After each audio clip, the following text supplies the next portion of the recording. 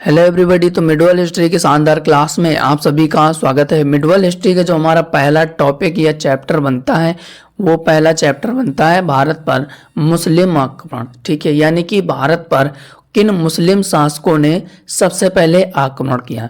इसमें हम लोग सबसे पहले थ्योरी पर डिस्कस करेंगे और इससे रिलेटेड जितने भी क्वेश्चंस बनेंगे एग्जाम के लिए सारे क्वेश्चंस को हम लोग कवर करेंगे। तो वीडियो को बड़े ध्यान से जरूर देखिएगा। तो चलिए शुरुआत करते हैं। जो भारत पर मुस्लिम आक्रमण हुए वो दो तरीके से हुए। एक तो पहला हम लोग डिस्कस करेंगे अरबों का आक्रमण, ठीक है, और दूसरा जो आक्रमण हुआ वो तुर्कों के द्वारा हुआ। तो हम लोग इसमें सबसे पहले अरबों के आक्रमण के बारे में मोहम्मद बिन कासिम को देखेंगे। ठीक है, जो दूसरा तुर्क आक्रमण हुआ था उसमें महमूद गजनवी और मोहम्मद गौरी को देखेंगे। तो वीडियो को बड़े ध्यान से जरूर देखिएगा। तो चलिए शुरुआत करते हैं। हम लोग सबसे पहले अरब आक्रमण पर हम लोग चर्चा करेंगे। तो चलिए शुरुआत करते हैं। ठीक है, सबसे पहले दोस्तों भारत पर जो अरब आक्रमण हुए थे उनमें सबसे पहला व्यक्ति था उबैदुल्ला करके। ठीक है, इसने सिंध पर आक्रमण किया जो कि वर्तमान में पाकिस्तान का एरिया है, लेकिन पहले ये भारत का एरिया था।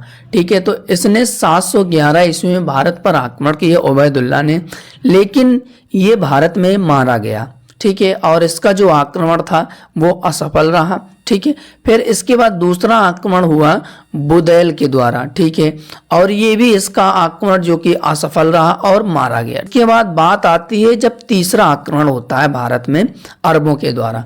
तो तीसरा आक्रमण जो हुआ वो दोस्तों 712 ईस्वी में हुआ। ठीक है, और किसने किया? मोहम्मद बिन कासिम ने किया।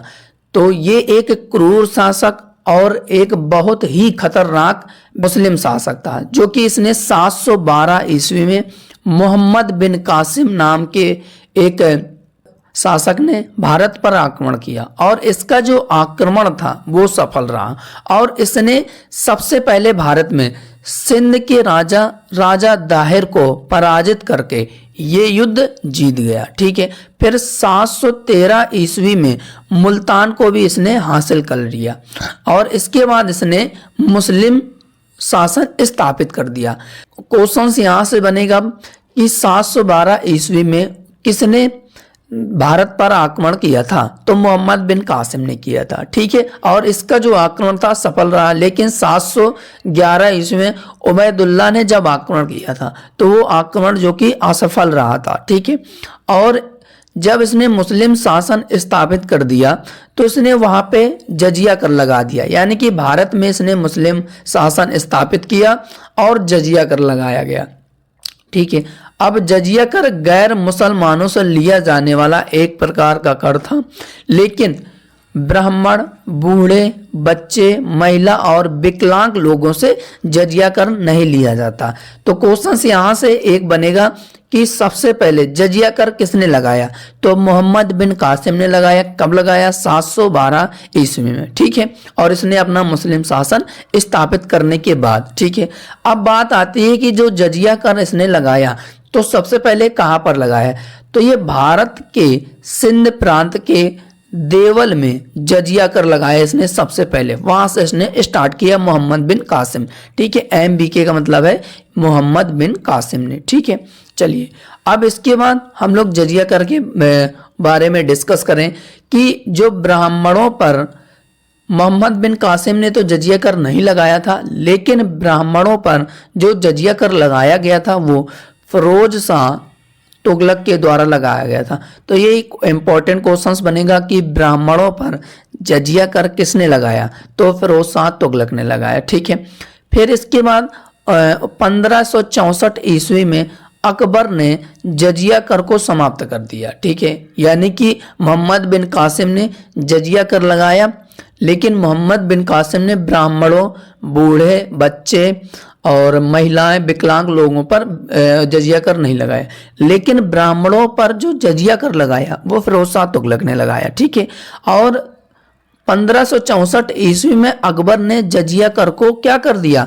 समाप्त कर दिया। ठीक है, लेकिन पुनः अभी अकबर ने जजिया कर को तो समाप्त कर दिया, लेकिन औरंगजेब ने जजिया कर को दोबारा से लगा दिया, यानी कि 1679 ईस्वी में औरंगजेब ने जजिया कर को दोबारा से लगा दिया। ठीक है, अब बात आती है कि अंतिम रूप से जजिया कर को किसने खत्म कर दिया था।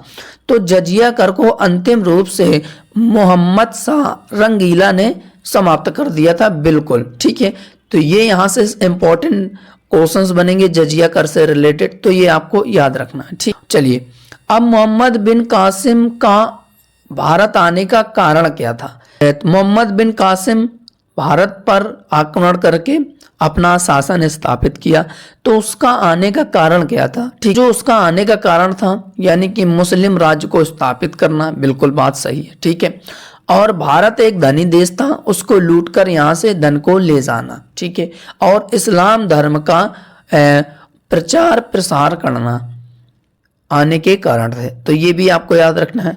और जो इनकी भाषा थी तो वो अरबी बोलते थे। तो अब इसके बाद क्वेश्चन यहाँ से इंपॉर्टेंट बनता है कि हिंदू शब्द का प्रयोग सबसे पहले किसने किया था, तो अरबों ने किया था। ठीक है, तो अरबों ने हिंदू शब्द का सबसे पहले प्रयोग किया था, तो ये भी आपको याद रखना है। ठीक है, अब इसके बाद भारत पर आक्रमण की सूचना कहाँ से मिलती है। ये तो पता चल गया कि हम लोगों ने किताबों को पढ़ा, हमको पता चल गया, लेकिन इसकी जो जानकारी मिलती है वो कहाँ से मिलती है, तो वो है चचनामा तथा बिलादुरी की कृत किताब फुल अल बलदान से मिलती है भारत पर आक्रमण की सूचना, तो ये आपको याद रखना है। ठीक है, अब इसके बाद अगला टॉपिक आएगा हमारा भारत पर तुर्क आक्रमण। ठीक है, अभी हम लोगों ने अरबों के बारे में पढ़ा। ठीक है, जो कि मोहम्मद बिन कासिम ने आया और भारत पर अपना मुस्लिम शासन स्थापित किया, भारत को लूटा, जजिया कर लगाया उसने। लेकिन जो तुर्कों के द्वारा भारत पर आक्रमण किया गया था इसमें थोड़ा चेंज होगा। ठीक है, इन्होंने क्या किया कि भारत को तो लूटा, खूब लूटा, लेकिन इनका जो मकसद था, इनका भारत पे शासन करना मकसद नहीं था। तो क्वेश्चन यहाँ से इंपॉर्टेंट बनेगा कि किन आक्रमणकारियों ने भारत पर आक्रमण किया लेकिन भारत पर शासन नहीं किया। ठीक है, तो वो तुर्क आक्रमणकारी थे। ठीक है, तो इस तरीके से एग्जाम में पूछे जाते हैं क्वेश्चंस। तो चलिए अब इसके बारे में हम लोग डिस्कस करेंगे कि जो तुर्क आक्रमणकारी थे वो एक असब और बर्बर जनजाति के थे। तुर्क चीन के उत्तर पश्चिम में निवास करने वाले ये एक तुर्क आक्रमणकारी थे जो कि असब और बर्बर जनजाति के थे। ठीक है, अब इसमें हम लोग सबसे पहले अल्पतगीन को पढ़ेंगे। ठीक है, जो कि सामनी वंश के शासक अब्दुल मलिक का तुर्कदास था। तो इसने गजनी साम्राज्य या यामनी साम्राज्य की स्थापना की और इसने अपनी राजधानी गजनी बना दी। ठीक है, और इसने 962 से लेकर 977 तक इसने शासन किया। ठीक है, अब जब अल्पतगीन की मृत्यु हो जाती है तो उसके बाद जो सुबुक्तगीन है वह शासक बनता है। तो सुबुक्तगीन अल्पतगीन का गुलाम था, दास था। ठीक है, तो ये आपको याद रखना है। अब इसके बाद जो शासन स्टार्ट होगा वो सुबुक्तगीन का होगा जो कि 970 से लेकर 997 तक ये शासन करता है। तो यहाँ से इंपॉर्टेंट बनता है कि भारत पर पहला तुर्क आक्रमणकारी कौन था, तो सुबुक्तगीन था। ठीक है, तो सुबुक्तगीन ने भारत पर सबसे पहला आक्रमण किया। ठीक है, और इसने 986 में पंजाब के शाही वंश के शासक जयपाल पर आक्रमण किया और उसे पराजित कर दिया। ठीक है, अब इसके बाद सुबुक्तगीन की मृत्यु हो जाती है और इसके दो पुत्र हुआ करते थे। कौन कौन से दो पुत्र थे, इनके दो पुत्र थे। एक का नाम अब्दुल कासिम महमूद था और दूसरे का नाम था इस्माइल। ठीक है, तो इनके दो पुत्र हुए लेकिन इन दोनों के बीच उत्तराधिकारी का युद्ध हुआ कि मैं शासक बनूंगा कि मैं बनूंगा। तो दोनों के बीच उत्तराधिकारी का युद्ध होता है।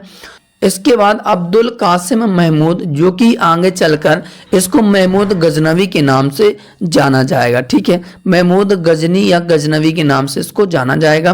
तो अब्दुल कासिम महमूद जो कि उत्तराधिकारी का युद्ध जीत जाता है और ये अपना शासक स्थापित कर देता है। ठीक है, तो यहाँ पे मैंने ऑलरेडी भी लिख रखा कि इन दोनों के बीच उत्तराधिकारी का युद्ध होता है और अब्दुल कासिम महमूद की जीत हो जाती है। ठीक है, और इसे अब्दुल कासिम महमूद गजनवी के नाम से जाना गया और शासक बना। ठीक है, अब इसके बाद महमूद गजनवी जो कि 998 से लेकर 1030 तक ये शासन करेगा।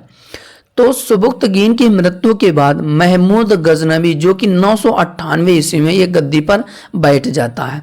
अब क्वेश्चन यहाँ से बनेगा कि इसने 1000 से लेकर 1027 तक लगातार ये भारत पर आक्रमण करता रहा और कितने बार टोटल इसने आक्रमण किया? 17 बार इसने आक्रमण किया। तो क्वेश्चन यहाँ से बनेगा कि बताओ किसने 17 बार आक्रमण किया? तो महमूद गजनवी ने 17 बार आक्रमण किया। ठीक है, और इसके बाद आक्रमण करने के बाद इसने खूब धन संपत्ति लूटकर आता था और चला जाता था।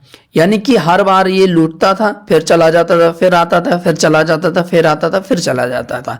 तो इसका मकसद ये नहीं था कि ये भारत पर अपना शासन स्थापित करे और वहाँ के लोगों को अपना गुलाम बना दे, इस तरीके से उसका मकसद नहीं था। लेकिन उसका मकसद ये था कि खूब धन लूटपाट करके आता था और फिर चला जाता था। तो इस तरीके से इसकी कहानी रही। ठीक है, जो कि 17 बार इसने भारत पर आक्रमण किया महमूद गजनवी ने।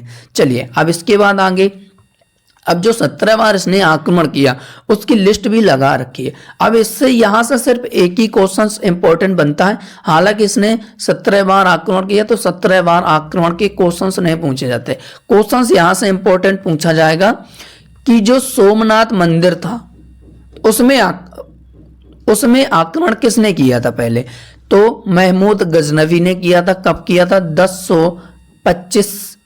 1026 के आसपास इसने उस समय भीमदेव के शासन काल में इसने आक्रमण किया था और सोमनाथ मंदिर को इसने ध्वस्त कर दिया था। ठीक है, तो सोमनाथ मंदिर पर आक्रमण किसने किया था? तो महमूद गजनवी ने किया था। तो ये आपको याद रखना। तो यहाँ से इंपॉर्टेंट क्वेश्चन सिर्फ यही क्वेश्चंस पूछा जाएगा। ठीक है, तो ये ऑलरेडी इसका जो पीडीएफ है मैं टेलीग्राम चैनल पे शेयर कर दूंगा, जो उसका लिंक आपके डिस्क्रिप्शन बॉक्स पर ऑलरेडी लगा रखा है। तो वहाँ से आप लोग क्लिक करके इस पीडीएफ को दोबारा रिवीजन जरूर करिएगा। तो चलिए इसके बाद अगला देखते हैं। तो यहाँ से इंपॉर्टेंट बनता है कि सोमनाथ मंदिर पर इसने आक्रमण किया भीमदेव के शासनकाल में 1025-1026 के आसपास। ठीक है, अब 1030 में महमूद गजनवी की मृत्यु हो जाती है। ठीक है, मृत्यु होने के बाद महमूद गजनवी के साथ जो भारत पर इतिहासकार आए, यानी कि इसने जब आक्रमण किया तो इसके साथ 3 इतिहासकार आए थे भारत पर। कौन कौन से? एक तो फिरदौसी आया था, अल बरूनी आया था और उद्बी आए थे। ठीक है, और इनकी रचनाएं भी पूछा जाता है कि फिरदौसी की रचना कौन सी है, अल बरूनी की कौन सी है, उद्बी की कौन सी है। तो वो भी हम लोग डिस्कस करेंगे। तो महमूद गजनवी के साथ 3 इतिहासकार आए इसके साथ, एक तो फिरदौसी, अल बरूनी और उद्बी। अब यहाँ से रचनाएं भी पूछता है कि जो फिरदौसी की रचना है वो कौन सी है, यानी कि शाहनामा के लेखक कौन है? तो फिरदौसी है। और किताब उल हिंद के लेखक कौन है? तो अल बरूनी है। और किताब उल यामनी के लेखक कौन है? तो उद्बी है। ठीक है, अब इसके बाद जो गजनी था महमूद गजनी, उसको बुत सिकन और मूर्ति भंजक भी कहा जाता था। ठीक है, तो अब मूर्ति भंजक क्यों कहा जाता था? तो इसने जब भारत पर आक्रमण किया, जितनी भी भारतीय कला थी भारत में, कई सारी मूर्तियों, कई सारी भगवान की मूर्तियों को इसने नष्ट किया था। तो इसलिए इसको मूर्ति भंजक भी कहा जाता था। ठीक है, और इसी के शासन काल में जब इसने भारत पर आक्रमण किया तो अब इससे जो विदेशी आक्रमण थे उनके द्वार इसने खोल दिए थे। तो आराम से विदेशी आक्रमण भी भारत पर आक्रमण कर सकते थे। तो यहाँ से महमूद गजनवी ने जो कि विदेशी आक्रमणों के द्वार खोल दिए। ठीक है, अब इसके बाद जो दूसरा शासक आता है मुस्लिम, तो वो मोहम्मद गौरी आता है। ठीक है, अब यहाँ से काफ़ी सारे इंपॉर्टेंट क्वेश्चंस बनते हैं, तो वो हम लोग डिस्कस करेंगे। यानी कि 12वीं शताब्दी के बीच गौर वंश का उदय हुआ, यानी कि जब महमूद गजनवी आया, ठीक है, और इसकी मृत्यु हो गई, तो इसी बीच गौर वंश का उदय हुआ, जो कि उत्तर पश्चिम अफगानिस्तान का शासक था मोहम्मद गौरी। ठीक है, और मोहम्मद गौरी का पूरा नाम था शिहाबुद्दीन मोहम्मद गौरी, जो कि गौर का शासक था, और 1773 ईस्वी में ये गौर का शासक बना। ये भी आपको याद रखना है। ठीक है, अब इसके बाद 1175 ईस्वी में इसने मुल्तान पर आक्रमण किया और मुल्तान को जीत लिया। ठीक है, और इसके बाद 1178 ईस्वी में इसने राजस्थान पर आक्रमण किया, परंतु राजस्थान के शासक भीमसेन द्वितीय ने इसे बुरी तरीके से हरा दिया, और ये तुर्क आक्रमणकारियों की पहली पराजय थी, जो कि गौरी इसमें हार गया। ठीक है, अब इसके बाद 1191 में तराइन का युद्ध हुआ। अब देखिए यहाँ पे, ठीक है, इसने सबसे पहले 1175 ईस्वी में मुल्तान पर आक्रमण किया, लेकिन मुल्तान पर ये जीत हासिल कर ली। ठीक है, फिर इसके बाद 1178 ईस्वी में इसने राजस्थान के शासक भीमसेन द्वितीय के साथ इसने युद्ध किया, फिर ये हार गया। तो यानी कि इससे ये पता चल रहा है कि मोहम्मद गौरी जो था वो बार बार आता था, भारत पर आक्रमण करता था, लेकिन अब यहाँ से ये हारना वो चालू हो जाता है, यानी कि भीमसेन ने इसको हरा देता है। ठीक है, तो ये बार बार आता है, बार बार ये भारत पर आक्रमण करता था। तो यहाँ से ये पता चलता है कि जो मोहम्मद गौरी था वो हार मानने में से नहीं था। ये आता था, अब जैसे हार जाता था तो फिर वापस चला जाता था, लेकिन फिर आक्रमण करता था। तो इस तरीके से ये आक्रमण करता रहा। ठीक है, इसके बाद 1191 में जो तराइन का प्रथम युद्ध हुआ, उसमें गौरी और पृथ्वीराज चौहान के बीच युद्ध हुआ। तो आप लोगों ने अक्षय कुमार की एक मूवी आई थी पृथ्वीराज चौहान, ठीक है, तो इस कहानी को दिखाया जाता है। तो वो फिल्म अगर आप लोगों ने देखी होगी तो आराम से ये क्वेश्चंस आपको याद भी हो जाएंगे और थ्योरी भी याद हो जाएगी। तो 1191 में जो तराइन का प्रथम युद्ध हुआ उसमें गौरी और पृथ्वीराज चौहान के बीच हुआ, लेकिन पृथ्वीराज चौहान इसमें जीत गया। ठीक है, तो गौरी को पृथ्वीराज चौहान बुरी तरीके से हरा देता है। अब इसके बाद ये हार मानने वालों में से तो था नहीं, ये चला गया। फिर इसके बाद युद्ध किया, 1192 में तराइन का दूसरा युद्ध हुआ। अब इसमें गौरी और पृथ्वीराज चौहान के बीच फिर युद्ध हुआ, लेकिन कूटनीति, बल बुद्धि, छल कपट से गौरी जो है पृथ्वीराज चौहान को हरा देता है और गौरी इसमें जीत जाता है। ठीक है, तो कूट बुद्धि और छल कपट से पृथ्वीराज चौहान को ये हरा देता है। ठीक है, अब इसके बाद पृथ्वीराज चौहान को उसने बंदी बना लिया। ठीक, और इसके बाद 1194 में कन्नौज या चंदावर का युद्ध होता है। इसमें गौरी और जयचंद के बीच होता है। तो इसमें गौरी जो कि जीत जाता है और जयचंद पराजित हो जाता है। 1205 में जो अंतिम युद्ध लड़ा था पंजाब के खोखर जातियों से लड़ा था। ठीक है, चलिए अब इसके बाद जो मोहम्मद गौरी के दास और सेनापति हुआ करते थे, उनका नाम एक तो कुतुबुद्दीन ऐबक था और दूसरा बख्तियार खिलजी था। तो जो कुतुबुद्दीन ऐबक था इसने 1196 में अजमेर पर विजय प्राप्त की और 1197 में बदायूं पर विजय प्राप्त की और 1202 और 3 के आसपास बुंदेलखंड पर इसने विजय प्राप्त की। ठीक, दूसरा दास सेनापति था बख्तियार खिलजी। 1197 में इसने बिहार पर विजय प्राप्त करी और 1205 में बंगाल पर इसने विजय प्राप्त करी। ठीक है, तो अब क्वेश्चन यहाँ से बनता है कि नालंदा विश्वविद्यालय जो कि बिहार में पड़ता है, इसको नष्ट किसने किया था? तो बख्तियार खिलजी ने इसको नष्ट किया था। तो क्वेश्चन यहाँ से इंपॉर्टेंट बनेगा कि नालंदा विश्वविद्यालय को किसने नष्ट किया था या विध्वंस किया था? तो बख्तियार खिलजी ने किया था। ये आपको याद रखना है। अब जितने भी क्वेश्चंस बनेंगे सारे क्वेश्चंस को हम लोग कवर करेंगे। ठीक है, तो पहला हमारा क्वेश्चंस कह रहा है कि भारत पर प्रथम मुस्लिम आक्रमणकारी कौन थे? तो मोहम्मद बिन कासिम थे, MBK। ठीक है, MBK याद रखेंगे आप लोग तो याद रहेगा, MBK मोहम्मद बिन कासिम। तो सी ऑप्शन इसका क्लियर और राइट आंसर हो जाएगा। क्वेश्चन कह रहा कि पैगंबर हजरत मोहम्मद का जन्म कब हुआ था? तो कब हुआ था? तो राइट आंसर हो जाएगा 1570 ईस्वी में। तो ए ऑप्शन जो कि इसका क्लियर और राइट आंसर हो जाएगा। क्वेश्चन कह रहा कि मक्का कहाँ स्थित है? तो मक्का सऊदी अरब में स्थित है। तो डी ऑप्शन इसका क्लियर आंसर हो जाएगा। इसके बाद अगला क्वेश्चन कह रहा है कि जो हिंदू शब्द था वो प्रथम बार प्रयोग किसने किया था? तो ये हम लोगों ने डिस्कस किया था कि अरबों ने हिंदू शब्द का पहली बार प्रयोग किया था। तो इसका डी ऑप्शन जो कि क्लियर और राइट आंसर हो जाएगा। क्वेश्चन कह रहा कि मोहम्मद बिन कासिम के द्वारा सिंध पर विजय प्राप्त इसने कब की थी? तो 712 ईस्वी में की थी। इसने 712 ईस्वी में भारत पर आक्रमण किया था। तो 712 ईस्वी में सबसे पहले सिंध को जीता था इसने। इसके बाद क्वेश्चन कह रहा है कि भारत पर सर्वप्रथम मुस्लिम आक्रमणकारी कौन थे? तो अरब थे।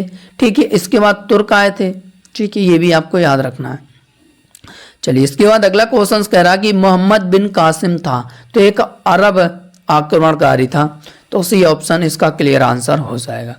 अब इसके बाद क्वेश्चन कह रहा है कि चचनामा के अनुसार 6वीं और 7वीं शताब्दी में सिंधु देश की राजधानी क्या थी? तो अरोड़ थी। तो बी ऑप्शन जो कि क्लियर और राइट आंसर हो जाएगा। अब क्वेश्चन कह रहा है कि गजनी राजवंश का संस्थापक कौन था? तो कौन था? तो इसका हमारा राइट आंसर हो जाएगा अल्पतगीन। तो ए ऑप्शन जो कि क्लियर और राइट आंसर हो जाएगा। ठीक है, अब इसके बाद क्वेश्चन कह रहा कि निम्न में से कौन चंदेल शासक महमूद गजनवी से पराजित नहीं हुआ था? तो कौन था जो कि महमूद गजनवी से पराजित नहीं हुआ था? तो इसका राइट आंसर हो जाएगा विद्याधर। तो हमारा बी ऑप्शन है जो कि क्लियर और राइट आंसर हो जाएगा। क्वेश्चन बनेगा कि महमूद गजनवी का दरबारी इतिहासकार कौन था? तो उदबी था। तो हमारा बी ऑप्शन क्लियर और राइट आंसर हो जाएगा। ठीक है, क्वेश्चन कह रहा है कि शाहनामा का लेखक कौन था? तो शाहनामा का लेखक कौन था? तो राइट आंसर हो जाएगा हमारा फिरदौसी था। तो बी ऑप्शन हमारा इसका क्लियर और राइट आंसर हो जाएगा।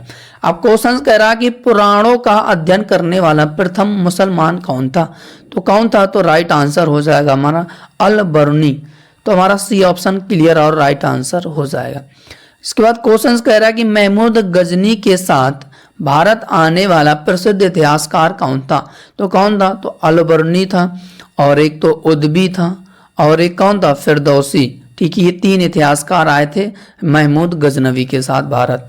इसके बाद क्वेश्चन कह रहा कि अल बरूनी भारत में आया था तो ये 11वीं शताब्दी में आया था।